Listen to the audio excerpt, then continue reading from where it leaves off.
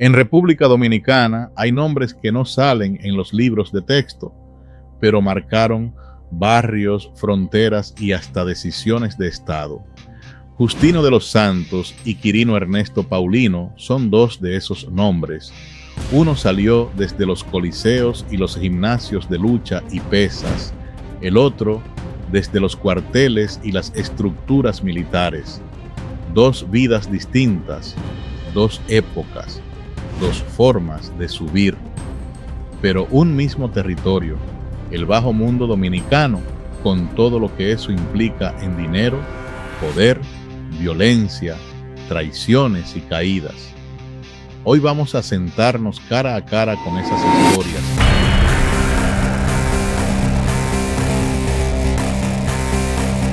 Sin coro, sin romanticismo, sin música de héroe.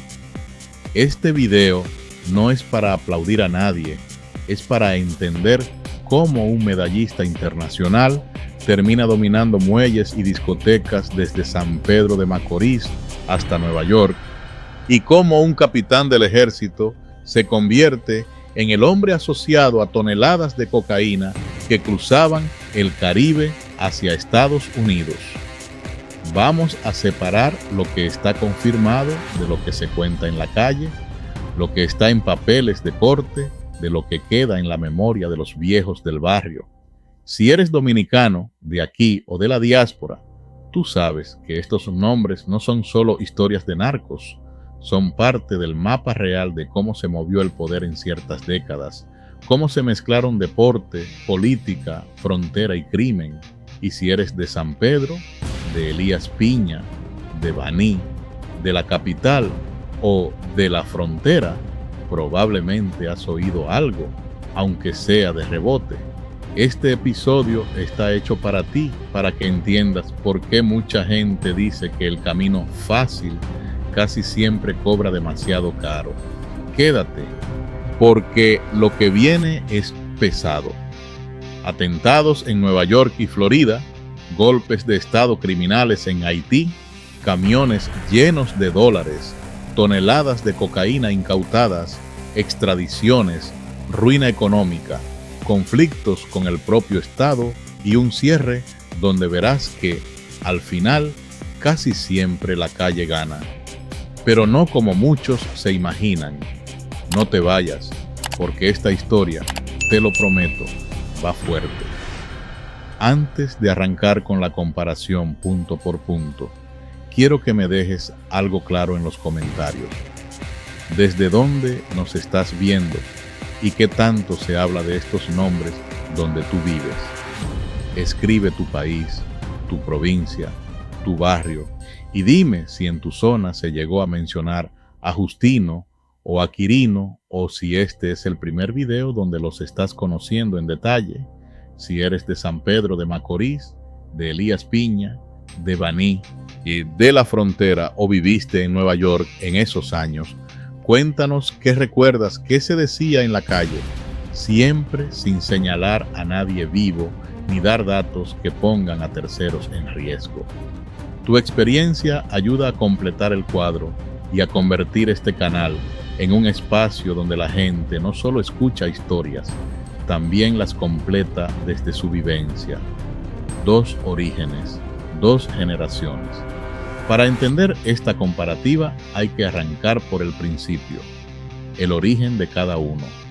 Justino de los Santos nace en San Pedro de Macorís, la Sultana del Este, en un contexto donde el deporte y la emigración eran dos de las pocas puertas visibles para salir de la pobreza. Fue un atleta de alto nivel, ganador de medalla de plata en lucha olímpica en los Juegos Centroamericanos y del Caribe, celebrados en Santo Domingo en 1974, reconocido como una figura fuerte, ruda y a la vez sencilla. Quirino Ernesto Paulino, en cambio, viene de Comendador, provincia Elías Piña, una zona fronteriza con Haití, marcada por el comercio formal e informal, el contrabando y la migración constante. Desde joven se vinculó a la vida productiva en la frontera y luego a la carrera militar, pasando por el ejército y la fuerza aérea en distintos momentos, en un país que, a finales del siglo XX, vivía una transición donde el dinero del narcotráfico empezaba a mezclarse con la política, las fincas, el transporte y los negocios formales. Si ya llegaste hasta aquí, apenas estás viendo el calentamiento de estas dos historias. Más adelante vamos a entrar en detalles concretos del golpe de estado criminal en los muelles de Haití, la salida de Justino con un camión lleno de dólares, el operativo completo de los 1.387 kilos de cocaína de Quirino y cómo la justicia estadounidense desarmó su estructura pieza por pieza. Quédate, porque ahí es donde se ven las decisiones que cambiaron sus vidas para siempre. ¿Quién traicionó a quién? ¿Quién pensó que tenía todo bajo control y quién terminó viendo que el sistema, tarde o temprano, cobra? Y aprovecha este punto del video para decirme en los comentarios qué te gustaría que profundicemos en una próxima entrega. El tema de los muelles haitianos y la frontera, las conexiones políticas o la vida después del narco de figuras como Quirino. Tu opinión ayuda a decidir el próximo episodio. República Dominicana en sus tiempos. El país donde crece y se forma Justino no es el mismo país donde se consolida Quirino. En los años 70 y principios de los 80, República Dominicana arrastra desigualdad, centralización del poder político y un sistema deportivo que glorifica medallas, pero no siempre asegura estabilidad económica a sus atletas una vez pasan los años de gloria. En ese ambiente, un hombre como Justino, fuerte, conocido y con roce internacional, podía pasar de los gimnasios y coliseos a codearse con figuras del negocio ilícito, encontrando en los viajes y en las relaciones su puerta de entrada al bajo mundo. En el caso de Quirino, la etapa clave va desde finales de los años 90 hasta los 2000, cuando el país ya es un punto reconocido en las rutas del narcotráfico que conectan a Colombia y Venezuela con Estados Unidos. Según documentos judiciales, desde septiembre de 2003, su organización coordinaba cargamentos de cocaína que salían de República Dominicana y Haití hacia Puerto Rico y la ciudad de Nueva York, usando tanto rutas marítimas como terrestres. Mientras tanto, el dinero ilegal se reciclaba en bancos, estaciones de gasolina, fincas ganaderas y empresas de transporte. Justino, del coloso del deporte al jefe de organización, Justino de los Santos, antes de ser temido, fue admirado. Se le recuerda como un coloso del deporte dominicano, fisiculturista y luchador que representó al país y se ganó una medalla de plata en 1974, convirtiéndose en orgullo de San Pedro de Macorís. Pero en algún punto de su vida cambia de escenario, pasa del deporte al bajo mundo, a operar en la ciudad de Nueva York, donde, según testimonios, llegó a tener una gran fortuna y un control importante de operaciones ilícitas, mientras en su pueblo instalaba la discoteca 714, descrita como una de las más atractivas del país. Testigos indican que Justino no era un técnico en lucha, sino un hombre de fuerza, coraje y carácter fuerte, descrito como rudo, guapo y a la vez altruista, ayudando a personas de escasos recursos tanto en San Pedro como en lugares donde se movía. De acuerdo a versiones públicas, un episodio clave de su vida fue la muerte de un hombre que habría intentado atracarlo con un cuchillo en San Pedro de Macorís. Justino lo enfrentó, lo mató y terminó preso un tiempo por ese hecho, considerado por su entorno como defensa propia. Ese tipo de situaciones reforzaban su imagen de hombre al que no era fácil faltarle el respeto. Sus conexiones internacionales: Carlos el Químico, Papi Miño y Haití. La expansión de Justino no se entiende sin el componente internacional. Según testimonios, en sus viajes como atleta conoce a un colombiano apodado Carlos el Químico, vinculado a la manipulación de espuelas en peleas de gallos y con conexiones en Haití y Bahamas. De acuerdo a versiones públicas, esa relación fue clave. A través de Carlos el Químico y de representantes de estructuras como Carlos Ley en Bahamas, Justino entra a un circuito de tráfico de alto nivel donde los cargamentos y el dinero ya no eran de escala local, sino regional. En el brazo armado de su organización aparece el nombre de Papi Miño, descrito como un personaje muy peligroso que se encargaba de la parte más violenta y de protección de la estructura. Testigos indican que la combinación Carlos el Químico en Haití / Bahamas y Papi Miño en la calle fue determinante para que Justino se convirtiera en figura de gran peso en el narcotráfico, controlando muelles en Haití y moviendo mercancía hacia Estados Unidos, especialmente a través de Florida y Nueva York. No hay documento oficial que confirme cada detalle operativo, pero el patrón se repite en los relatos de quienes lo conocieron de cerca. Atentados, Florida y la aureola de intocable. La vida de Justino se vuelve una sucesión de atentados. Testigos indican que, estando ya fuerte en Nueva York, sufrió intentos de asesinato donde su vehículo recibió impactos de bala en múltiples ocasiones sin que él perdiera la vida, alimentando el mito de que las balas no le entraban. De acuerdo a versiones públicas, tras la desaparición de Papi Miño, la estructura empezó a debilitarse y surgieron grupos nuevos que querían tomar los puntos y las rutas que él controlaba. En Florida, específicamente en Tallahassee, se relata un atentado en el que el vehículo de Justino habría sido tiroteado con más de 200 disparos, obligándolo a desviarse y esconderse en una alcantarilla de desechos para salvar la vida. Esa escena, descrita por sus contemporáneos, reforzó la idea de que estaba preparado o resguardado, ya sea por creencias espirituales o por un simple encadenamiento de suerte y reflejos rápidos. No hay documento oficial que confirme cada cifra de disparos, pero los testimonios coinciden en que su vida fue blanco de ataques repetidos en Estados Unidos antes de que decidiera replegarse. Haití, golpe a los muelles y huida de madrugada. Cuando el escenario se complica en Estados Unidos, Justino se mueve a Haití. Según los relatos recogidos, primero estuvo en Bahamas, pero al verse presionado por autoridades federales, abandona ese territorio y se instala en Haití, donde los muelles eran controlados por una agrupación local.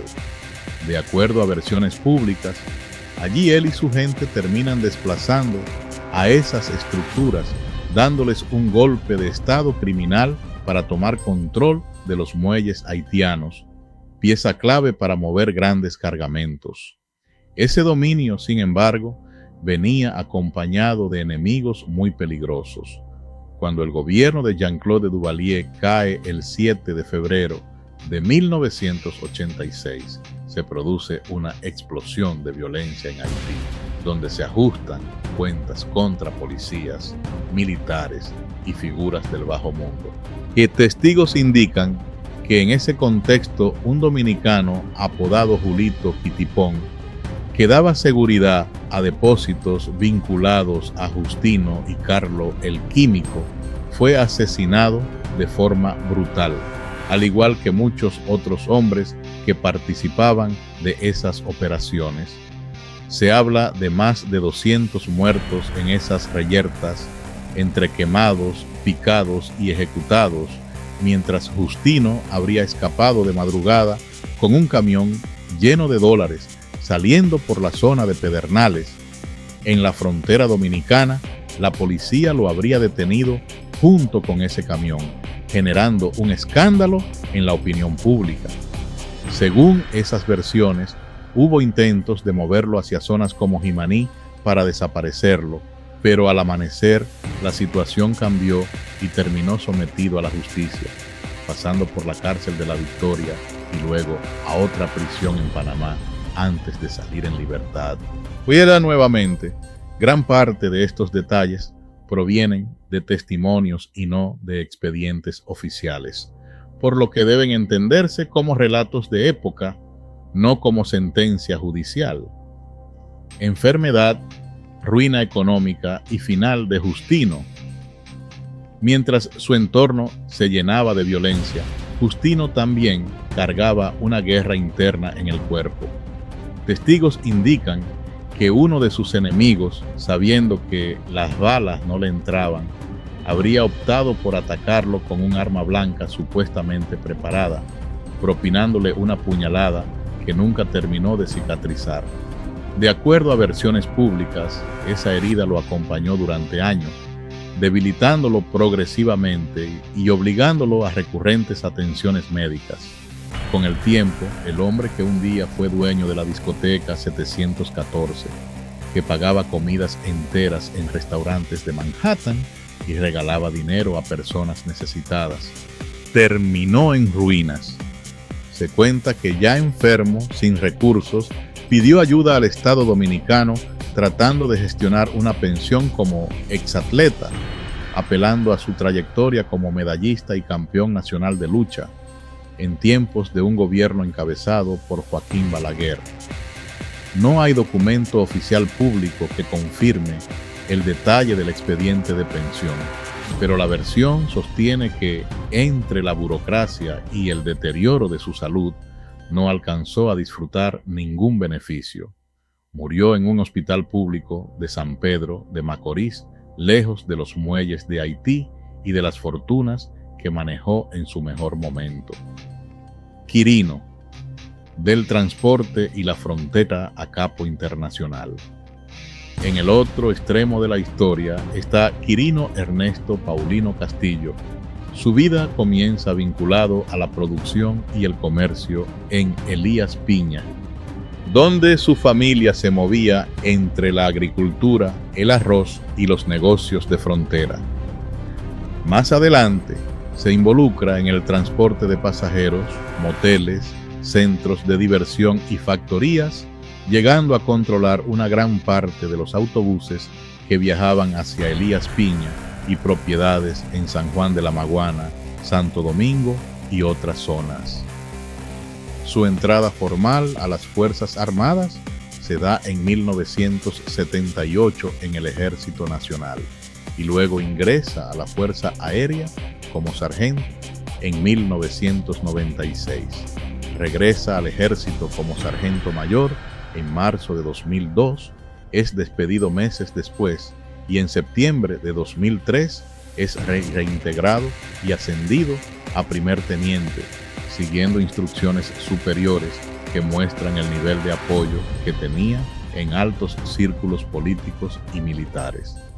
Durante esos años, según investigaciones y reportes de prensa, ya combinaba su carrera militar con actividades ilícitas de alto nivel. La estructura de Quirino, rutas, política y millones. Según documentos judiciales y crónicas periodísticas, desde septiembre de 2003 hasta diciembre de 2004, la organización encabezada por Quirino coordinó cargamentos de cocaína provenientes principalmente de Colombia hacia República Dominicana, para luego ser enviados a Estados Unidos a través de rutas que incluían Haití y Puerto Rico. La droga llegaba al territorio dominicano, se almacenaba y luego se movía hacia la región norte, especialmente Santiago, antes de salir rumbo al mercado estadounidense. Al mismo tiempo, Quirino expandía sus inversiones en bienes raíces, estaciones de gasolina, fincas ganaderas, almacenes y residencias de alto valor. Un informe citado en la prensa dominicana señala que llegó a donar dinero a los 3 principales partidos políticos de la época, financiando obras en su pueblo natal, como la construcción de la verja de centros educativos y aportes a comités municipales, a cambio de protección o silencio. De acuerdo a versiones públicas, incluso empleó a exfuncionarios que habían salido del gobierno, reincorporándolos como empleados en sus fincas y empresas, para luego verlos regresar al Estado en posiciones clave. No hay sentencia dominicana que detalle todos esos vínculos, pero sí quedan rastros en reportes de prensa y en testimonios de actores políticos. El cargamento de 1.387 kilos y la extradición. El momento que parte en dos la historia de Quirino ocurre a finales de 2004. El 18 de diciembre de ese año, agentes de la DNCD y de la DEA detectan un camión que transportaba un cargamento de cocaína, presuntamente procedente de Colombia, que se movía desde la región sur hacia la región norte de República Dominicana. El día 19 de diciembre, de acuerdo con la resolución de la Suprema Corte de Justicia Dominicana, los agentes observaron a Quirino reunirse con los choferes del camión en las afueras de Santo Domingo y luego detuvieron el vehículo, encontrando en su interior unos 1.380 a 1.387 kilogramos de cocaína. Tras su arresto, se inicia un proceso que terminaría con su extradición a Estados Unidos el 19 de febrero de 2005, siendo este uno de los primeros casos en aplicarse bajo un nuevo Código Procesal Penal en el país. Junto a él, más de 60 dominicanos fueron arrestados y posteriormente extraditados, incluyendo oficiales y colaboradores cercanos acusados de ser parte de la red de tráfico. En la Corte de Nueva York, Quirino termina admitiendo que entre 1996 y 2002 envió decenas de toneladas de cocaína desde República Dominicana hacia Estados Unidos, aceptando su papel como coordinador de cargamentos dentro de esa estructura. Condena, liberación y retorno a Baní. Después de su extradición y juicio, Quirino fue condenado en Estados Unidos por narcotráfico y lavado de activos, cumpliendo alrededor de 10 años de prisión. En 2014, fue puesto en libertad por decisión de la jueza Kimba Wood en un proceso donde se ha especulado que pudo haber colaborado con las autoridades, aunque no hay documento público que detalle todos los términos de esa eventual cooperación. En 2015, ya de regreso a República Dominicana, reaparece en los medios a través de un programa televisivo donde afirma haber aportado miles de millones de pesos a campañas políticas, especialmente a la del Partido de la Liberación Dominicana en el período 2007 a 2008. Esas acusaciones fueron negadas por dirigentes del partido, incluyendo a su entonces presidente, Leonel Fernández, y hasta el momento no se han presentado pruebas documentales o judiciales que las confirmen plenamente. Desde su regreso, Quirino ha insistido en entrevistas en que hoy no anda en el medio, que vive en Baní desde hace décadas, que visita solo a su madre y a sus hijos y que se mantiene dedicado a sus negocios. Padre de todos los capos, conflicto con obras públicas y presente. En una entrevista reciente realizada en Baní por medios locales, Quirino se refirió a sí mismo como un capo de los capos y padre de todos esos capos, afirmando que muchos de los nombres que hoy se conocen en el crimen organizado dominicano estuvieron por debajo de su estructura en su momento. Al mismo tiempo, aseguró que durante su accionar ilícito nunca recurrió a la violencia en territorio dominicano, intentado marcar una diferencia entre su estilo y el de otros narcos vinculados a ejecuciones y ajustes de cuentas locales. No hay documento oficial que certifique esa ausencia total de violencia, pero esa es la versión que él sostiene públicamente. En esa misma conversación, habló también de un conflicto con el Ministerio de Obras Públicas. Según su relato, la construcción de una circunvalación en Baní dejó su casa en un desnivel peligroso, lo que lo llevó a construir un parador que también funcionara como muro de contención para proteger su propiedad. De acuerdo a su versión, la intervención posterior en la vía habría afectado el acceso a ese negocio, lo que él califica como un abuso de poder, mencionando directamente a funcionarios actuales. No hay aún una sentencia pública que cierre ese conflicto, pero el caso muestra que, incluso después de cumplir condena, su nombre sigue generando ruido en la interacción con el Estado. Ahora quiero hablarle directo a quienes vivieron esto de cerca. Si eres de San Pedro de Macorís, de Elías Piña, de Baní, de la zona fronteriza o de barrios donde estos nombres son parte de la memoria colectiva, este es tu momento de aportar. En los comentarios, cuéntanos. Siempre con respeto y cuidando la identidad de terceros. ¿Qué recuerdas de esa época?